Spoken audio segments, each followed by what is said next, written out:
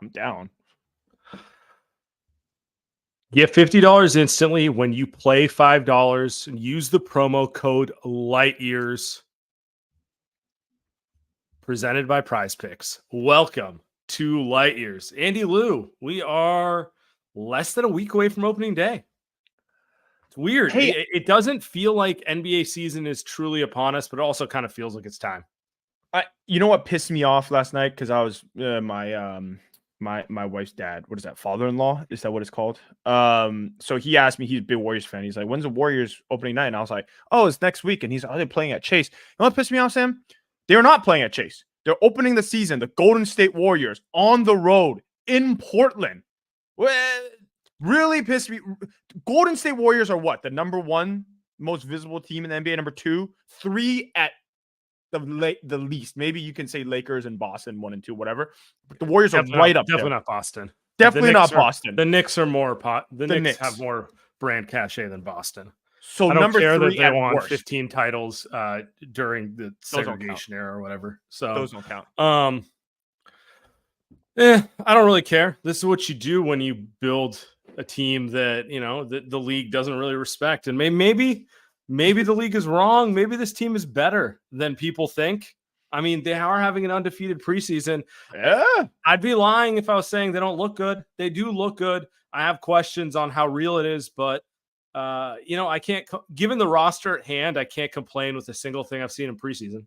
I love it. I mean, look, they have like the second or third most national TV game. So let's be clear. It just annoyed me that they're starting on the road in Portland. But hey, they're playing Portland. So 1-0. Let's go.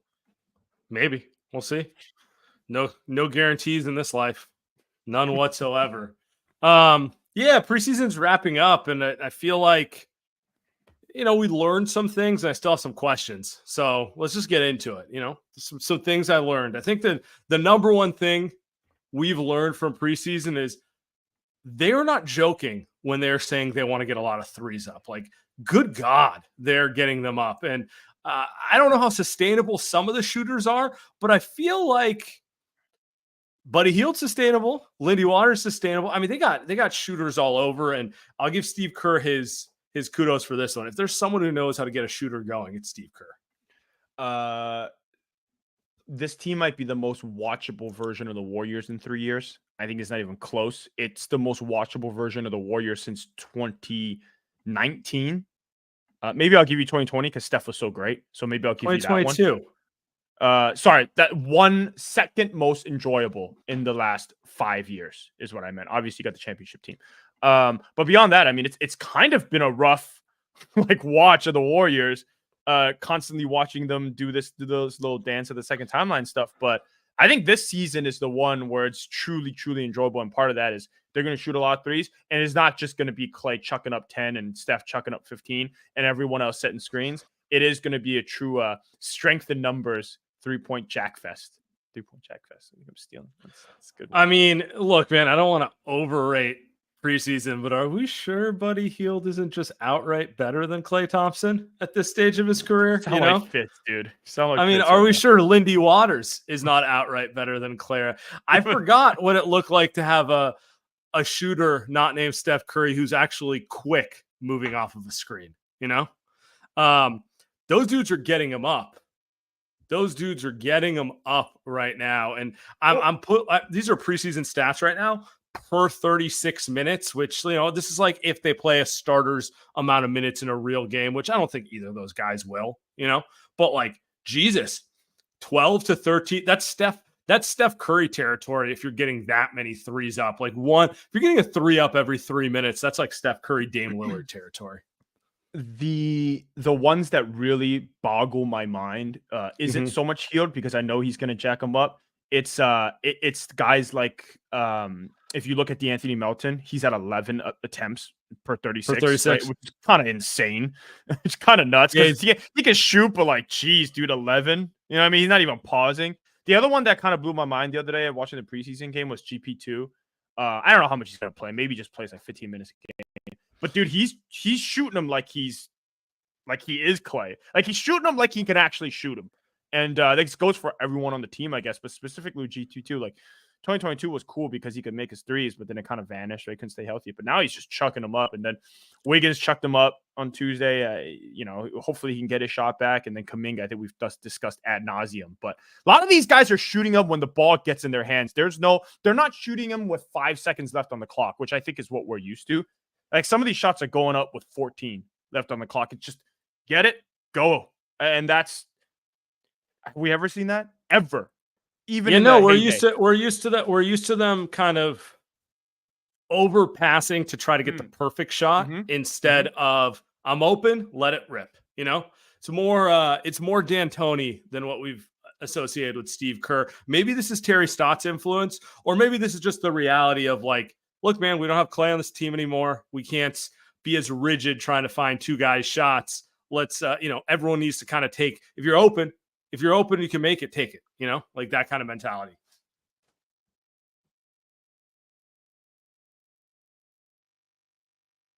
You're on mute. And so I think my thing went haywire for a second, so I apologize.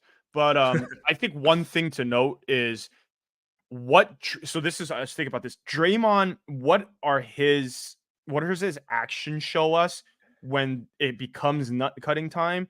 And all of a sudden, let's just say, I'll use GP2 since I mentioned him. Let's just say GP2, 6 minutes left in the game. He's closing the game, and GP2 shoots a 3 with like 16 seconds left on the clock because that's what the normal offense is, the first 40 minutes of the game. But all of a sudden now we're getting that type of shot. It's a Klay Thompson shot, but GP2 shooting it because Terry Stotts' offense, everybody's confidence, everyone's shooting. What's Draymond's reaction going to be? What's Steph's reaction going to be? Because we're so used to, hey, if it's 5 minutes left in the game, you better be setting that screen and you better not be shooting the ball, right? We're getting Steph the ball. We're getting Klay the ball. So what happens now? I'm interested in that. I don't think we have an answer for that until we watch them play. You can't in preseason. Right. Yeah. You can't, because it's not real games. Everything looks good, but you can't tell. So that's one thing. It's like, all of a sudden, Kuminga, which I think is probably the better question. Like, what if he's shooting threes with 3 minutes left to go and he's shooting pull-up threes and the Warriors are down 3 or up 6 or whatever? Like, what's that going to look like? So I think that's probably the most fascinating to what we learned. They will shoot a lot of threes. Will they actually, when it becomes crunch time, will they actually shoot a lot of threes? Or is it just going to be, back to Steph? Go set a screen, Gary Payton. Go set a screen, pause. Don't dare shoot that step back. Yeah, so. We'll see. Yeah. I think the other thing that I've learned in preseason is Steve Kerr. Man can reinvent himself a little bit. You can, we've all gone through the emotional roller coaster with the coach over the years. Obviously, great coach. Championships are real. They don't happen without Steve Kerr's They don't happen without Steve Kerr's offense. Well, Clay's gone. It's a different team, and looks like he's reinventing himself while keeping his principles the same. I think that's kind of cool to see. I think part of the reason the last 2 years sucked from a viewership perspective is it was just so obvious how stale it all was, And I wasn't even sure if this year wasn't going to be more staleness, to be honest with you, because I didn't think they did enough to shake up the roster. But maybe they did. Maybe letting Clay walk, who's just a larger than life figure in this franchise's history for rightful reasons, and getting a couple smart veterans and giving your young guys a little more room to breathe, that's reinventing yourself a little bit. It feels a little different than like kind of the staleness we saw the last couple of years. Do you believe that? Because I don't know if I agree. That's why when you say that, like, do you believe he's outside of the offense? What's he reinventing? Like, I don't know if I believe it. And this is going to be based on the next one, but I don't know if I feel like he's the same guy. They just gave him his type of players. I mean, that's fair, but bringing in Terry Stotts to help you kind of tweak the offense is reinventing yourself in some ways. I could change this to, I think Terry Stotts is having an impact on the coaching staff. Yeah. Could use that as a point too. And I'm not going to say it's like 2021, 2022 when they brought Kenny Atkinson and Jama and those guys in and you noticed a little difference, but it does feel like maybe Kerr reinventing himself is not the right way to put it. Just, they feel fresher. It feels like it's a little different than it was last year, less stale, some new ideas while still being the same old Warriors. I don't know. Maybe it's just early season renewed optimism. I haven't got hit into the slog of the season where I'm like, I don't know if I feel anymore. Yeah, we'll see a month in. I mean, I'm with you on the new and refreshed version of this team playing differently. Mhm. But I think for me, it goes back to the and I think this is going to lead to a third one. I think the Moses Moody stuff is going to tell me a lot. It's just going to tell me a lot. Is he a new version of himself, Samuel? Or what are we doing here with Moses Moody? What's I going to mean, happen, Steve? to me, he's been the revelation of the preseason Yep. in terms of across the board. He's scoring the most per minute of anyone on this team. More than anything, his 3-point shooting. He could always shoot the ball, but he didn't really shoot it with the consistency he needed to stay on the floor. I always felt like the issue he ran into was, all right, man, if you're going to be a 37% 3-point shooter and you're not a better defender than Wiggins, then why would I play you over Wiggins? If you're going to be a 37% 3-point shooter and not a better playmaker than Pods, why am I going to play you over Pods? He was kind of like Matt, jack of all, master of none. If you're going to be a 37% 3-point shooter, but like not able to really get to the rim, why would I play over Kuminga?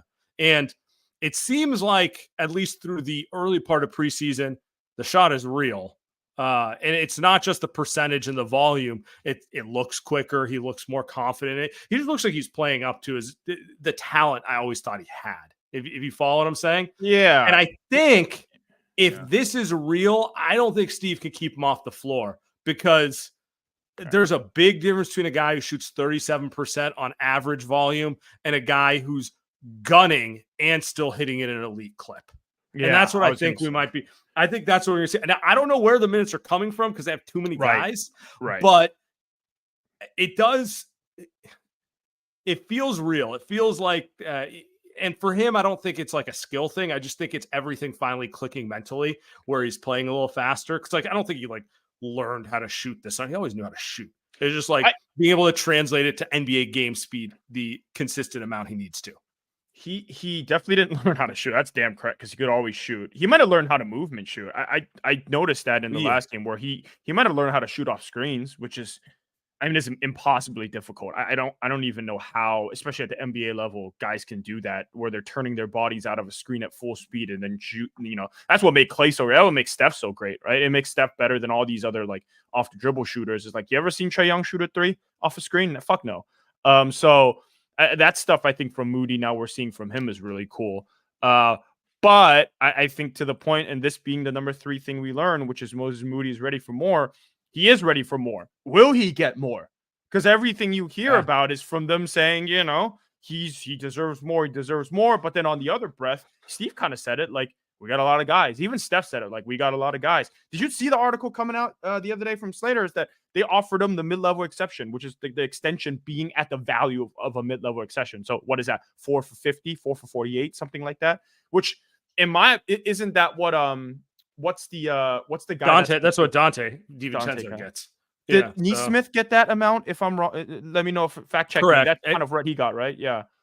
It's kind of the same player, maybe-ish. Neesmith can shoot it too. So I think that's kind of a steal. I don't know if you agree. I think if Moses Moody accepted that, it'd be kind of a steal. Yeah. But more importantly, it's what if Hield's struggling? That this is the part where it's going to be crucial, I think. What if Hield's struggling, not shooting the ball, and he's not defending? Is Steve going to go, all right, let's go. Moody's playing 25, right? What if Pods is out a couple games, broke his nose? What if Wiggins didn't show up for a couple games? Is Moody not playing? Or is he going to go with all reliables? Is he going to say but you're going to play 35, Buddy Hield. I'm not worried. I'm not worried about him. I'm not worried about him finding minutes from Moody when there's dudes out of the lineup. Mm-hmm. I'm wondering if he's going to find him when everyone's available, because even last year when Wiggins missed games, who got put in the starting lineup? Old Moses. And who played well during that start? He played well. He played well on that road trip, So he's always, it just seems like when everyone's healthy, he's the odd man out because he has no advantage, Okay, well, I need Pods in the rotation because he's a ball handler. Okay, right. Well, I need Kuminga in the rotation because he's the only guy who can put pressure on the rim. Okay, well, I need Klay in the rotation, or let's say Buddy Hield, because they're actual movement shooters. Yep. So that's why the shooting thing's so interesting to me, because it's like, or even like GP2. Okay, I need GP2 in the rotation because that's our best point of attack defender. Even if it's only for a few minutes, I need him. And Moses was just kind of like, he does a little bit of everything, but nothing great. Yep. He might be a great shooter now. He might. And so I'm excited to see it. We could talk about those concerns. We should pay bills first. Prize Picks. That's number one sponsor. I mean, come on. Prize Picks, the best place to get real sports action with over 10 million members and billions of dollars in awarded winnings. Prize Picks has made daily fantasy sports accessible to all. Just pick more or less on at least 2 players for a shot to win up to 100 times your cash. Run your game all season long on Prize Picks. Get $50 instantly when you play $5. Use promo code LightYears. Prize Picks is the best place to get real money sports action. Prize Picks invented the flex play, which means you can still cash out if your lineup isn't perfect. You can double your money even if one of your picks doesn't hit. Prize Picks puts its member first, so all withdrawals are fast, safe, and secure. When my picks hit, I can get my money in as quick as 15 minutes. They've also got these free plays literally every day. I set my email notifications on, my push notifications on for Prize Picks. They shoot me an alert, say, hey, go play this pick. You can use to add, a couple other picks in, get 10x, right? Like do that right before the game. 2 baseball games today you can do it for, right? If you want to do it every Sunday for football, if you think Justin Jefferson will get more than 83.5 yards this week, go ahead and do that. Jordan Mason, run more than 75.5 yards against the Chiefs on Sunday. You can go less if you don't believe. I don't know if I believe.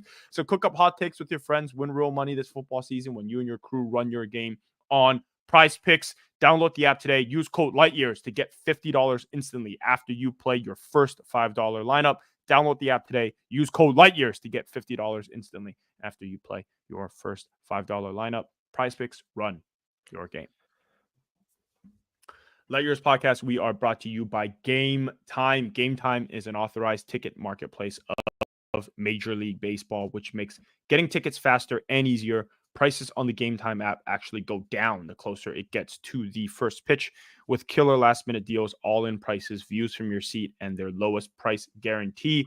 Game Time takes the guesswork out of buying MLB tickets. I know we got a lot of listeners, Sam, in New York. I think we're going to get a New York Subway Series, World Series. So go ahead no chance. Go. I think I'm going Guardians, baby. I'm going Guardians. Oh, wow. Guardians down 2-0. Yeah, I hope so. Not for long, buddy. Not for long. So use Game Time, man. Authorized ticket marketplace. You got it up right here. So the cool thing, right? You get all the prices in one place. You're looking at the Chiefs Niners right now. You got all the pricing in one place. That's all it's in, an expensive right? ticket, guys.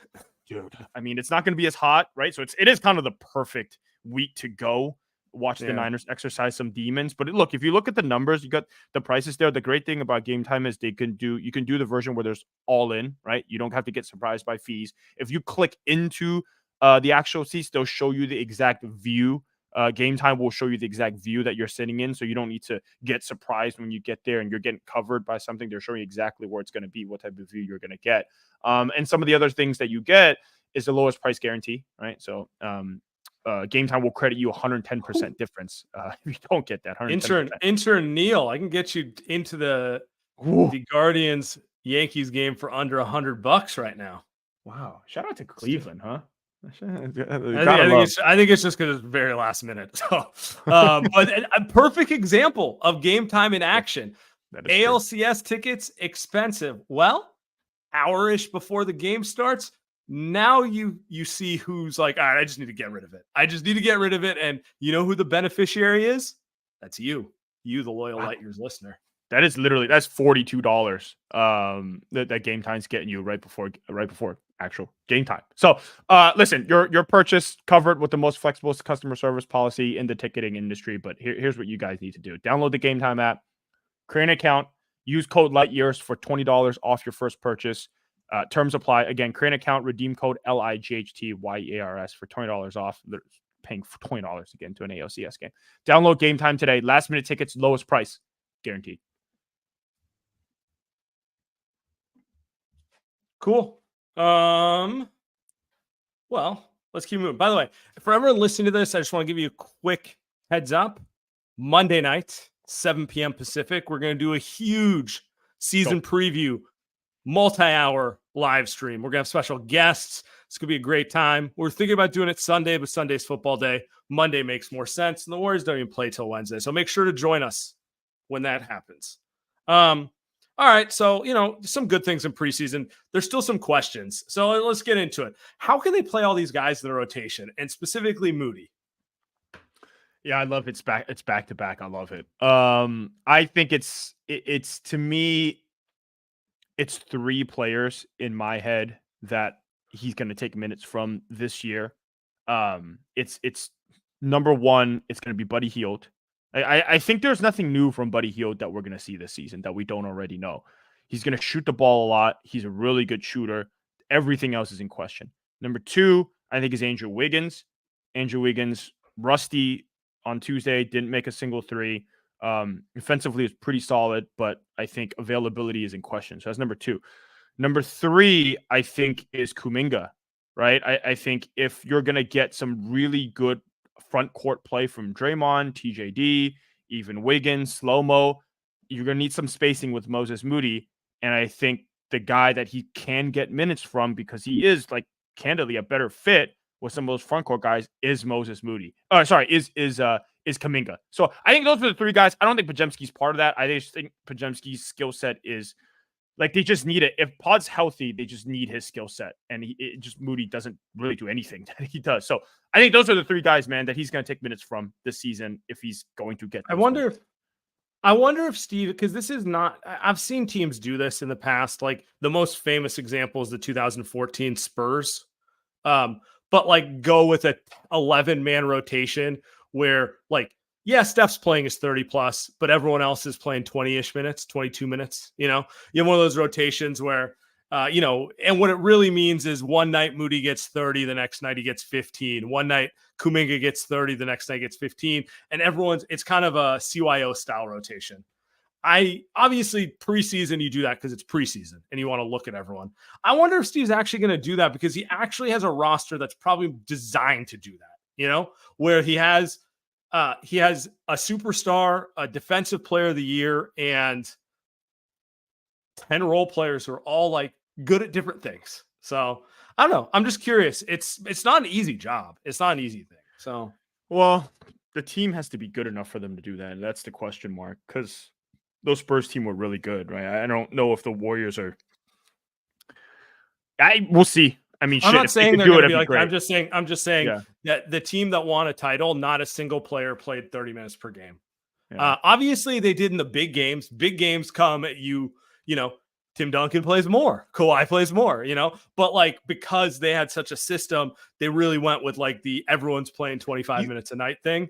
And I've seen other teams do it. It's obviously not common, but I just wonder if that's the way this goes, because it's kind of how the roster's built. You make, actually, gosh, I didn't think about this, but you make the point, like, Steph wore down that season. Like, he played way too many games in too many minutes. And I think, yeah, I mean, if they can get him to 30 minutes, it'd be freaking unbelievable. So yeah, I mean, that maybe they don't win as many games as we hope they do, but if they keep Steph fresh by the end of the season, hell, maybe he's better. Maybe he's even better down the stretch. Maybe he's shooting it better. Maybe he's defending better. Because, truly, like, yeah, we love Steph. I think he got worn down at the end. So yeah, he did. It's too many minutes on an older guard. Like, just be real. Yeah. Like, he needs to not play much. And that dovetails to my second question for this team, which is really my biggest question for this team, which is, will the shooting hold up? And more importantly, if it doesn't, who's providing scoring outside of Steph? So, like, how are they going to prevent Steph from wearing down? I think they've built a roster that can be good defensively. Where's the offense coming from? Like, all off season, second option. But, like, you get what I'm saying? Like, it's a lot on number 30. I think it's coming from probably Kawhi or Jimmy Butler is where the second scoring is going to come from. Kawhi's over under 2 games this year. Yeah, over under Christmas is when he comes back. Yeah, that is the singular biggest question, because I do think the defense is going to be pretty strong this season. I'm pretty happy. I'm pretty excited to see it.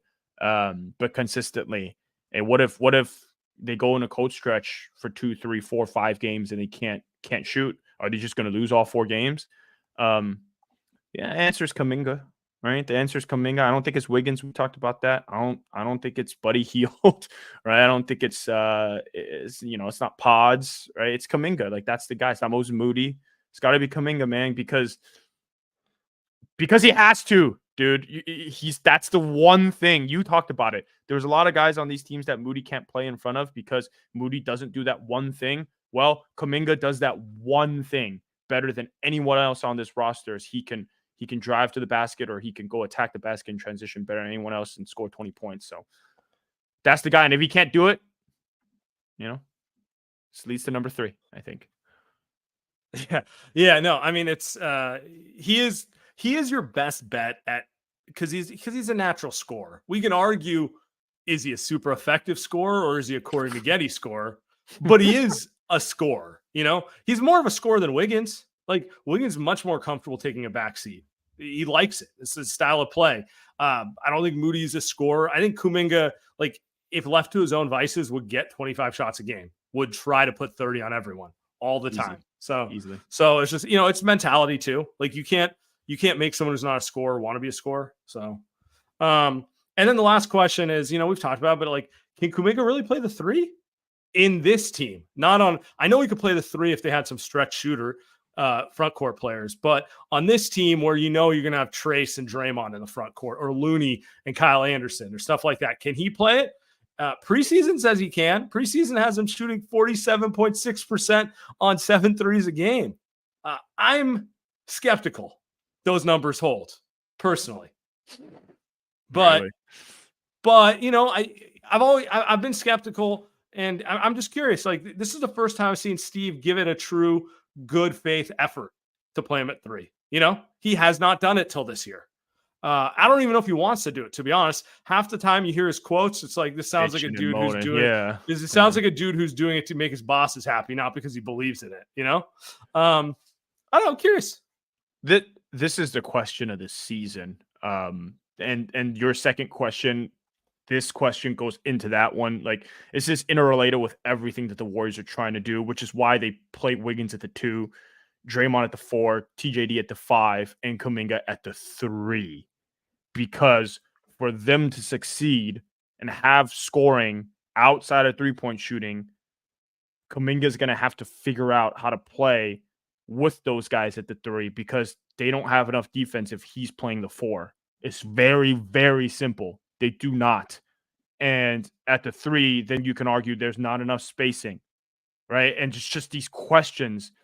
And I think that's part of it because he's 22 years old. You're going to have these questions, and it's up to him to prove it. This is why Moses Moody and Jonathan Kuminga are not going to be extended in 3 days, 4 days. They're not.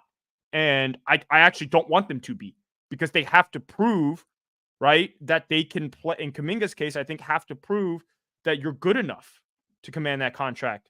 Unless, you're Scotty Barnes or Franz Wagner, and you're on these teams that were trash. And what choice do these teams have to do but to pay you? I'm sure if Kuminga was on another team, he would have gotten a contract already.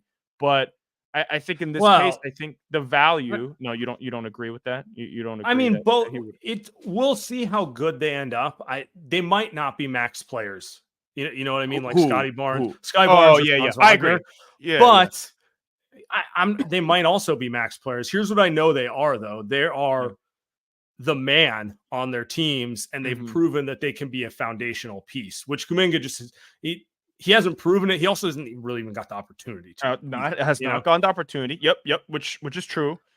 I mean, the flip side is like, look at like Jalen Green, who got all the opportunity in Houston, and there's a reason he doesn't have a contract extension, because they're like, all right, there's something here. There's something here, but we're not ready to commit the franchise to you because we don't think you're that guy. No, and that's a smart move. And I think Kuminga's in that same space, same realm, where it's why pay him? It's the argument. Just why? What's the point? You don't do anything. He didn't did Kuminga get punched by Draymond? Because if he did, I think you got to pay him. you probably got to. I mean, I don't think they're. My whole thing is I don't think he's getting. He's not getting extended. Moody, if Moody's really willing to take like a mid-level exception deal, I think he will get extended, because that's pretty team friendly. Crazy if he takes it. It's a good deal. It's a good deal for them. Crazy. But yeah. I don't know. Those are questions. I'm excited. I'm honestly, there's one more preseason game, but I'm ready for the real games to start. I am. Because like the last preseason game was like, okay, I've seen enough. There's nothing else they can show me in preseason that is going to tell me anything. Now is time for and I'm getting excited for it because, he hasn't used Draymond at the 5. I know he will use Draymond at the 5, but how much? The real games will tell us, is Steve willing to stick with the 2 big thing, or does he feel like he can't trust him, so he needs to go speed? Kuminga at the 3, he's willing to try in the preseason. Is he willing to stick with it? Or does he, or was this just, it's time for real games to tell us real things. Well, Friday, at least they'll go with the real starting lineup, right? They'll do that because Pod's playing. He's back. Maybe he'll play with a mask on. It'd be funny. But they'll go with the real 5. Wiggins is back. They'll go with the real 5. And what's the real 5 going to be? Steph, Melton, Wiggins, Kuminga, and Draymond? What's the real 5? So I'm actually. I think that's what it's going to be. I think that's what it's going to be, buddy. Yeah. I think he's starting small. Yeah, I like it. We'll see. But I think I speak for everyone where I'm saying it's time. It's time for us to see the real. Lock in. Right. See everyone Monday.